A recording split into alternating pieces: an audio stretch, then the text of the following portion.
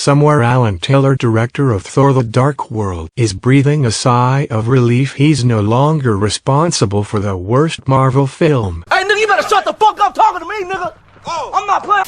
So, Marvel's Eternals releases soon, and I made two videos a while ago, one talking about the teaser trailer, and the other about the official trailer. And in those videos, I said I wasn't impressed or interested in the movie. But since then, a few things happened that sparked my attention. First is I saw a few more clips from the promotion material and thought, okay, that's not bad. But more importantly, the Rotten Tomato critic scores have been revealed, and it's not looking too good. It started off in the 70s, but since then it has dropped down to the 50s. Now, I don't care that much about Rotten Tomato scores. Hell, I'm a huge fan of BVS, so trust me, I don't care that much about the scores. But what got my attention was the fact that it dropped fast, and is now the lowest rated MCU movie, which is strange to think about because MCU movies always gotten positive ratings, even the bad and low tier ones. So now I'm curious about this movie, because I want to see what's got the critics hating it. But thanks to these early screenings and reviews, we can see what the critics hate about it, and some of these are quite interesting. So come, let's take a look at these big brain 300 IQ individuals and see why The Eternals is below average and apparently one of the worst MCU movies.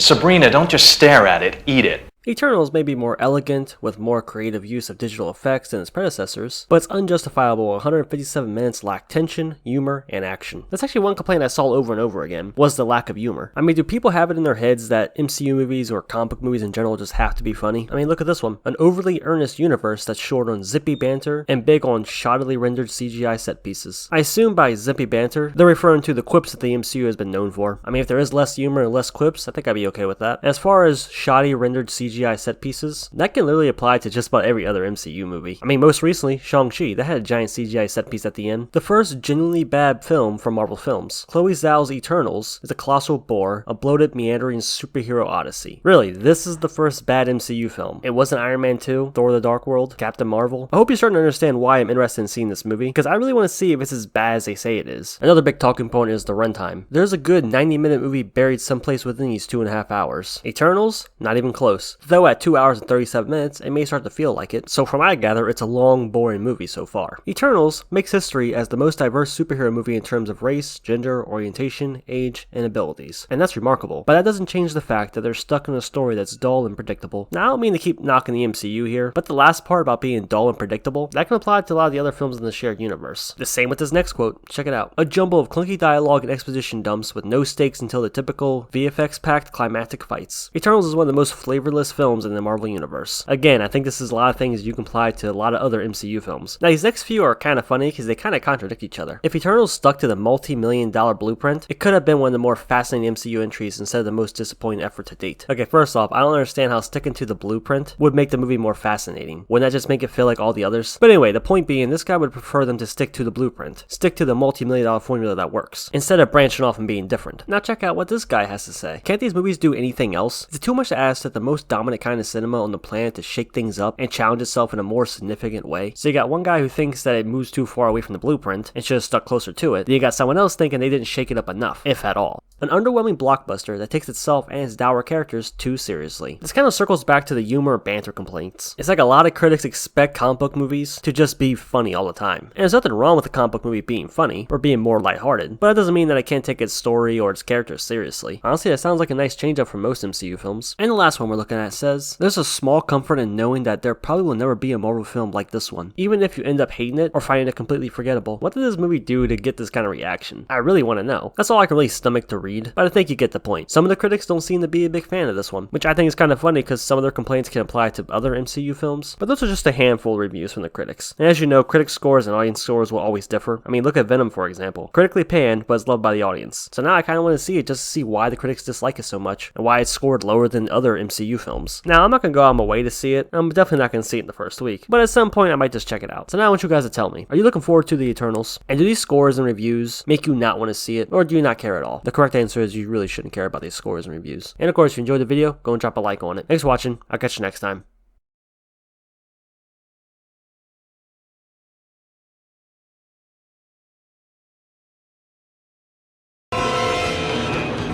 Status report! What the hell's happening? Ma'am, OP just posted critical levels of thirst. These ratings are off the charts! How much pussy does this motherfucker get? We read 0 pussy, ma'am. Dear God.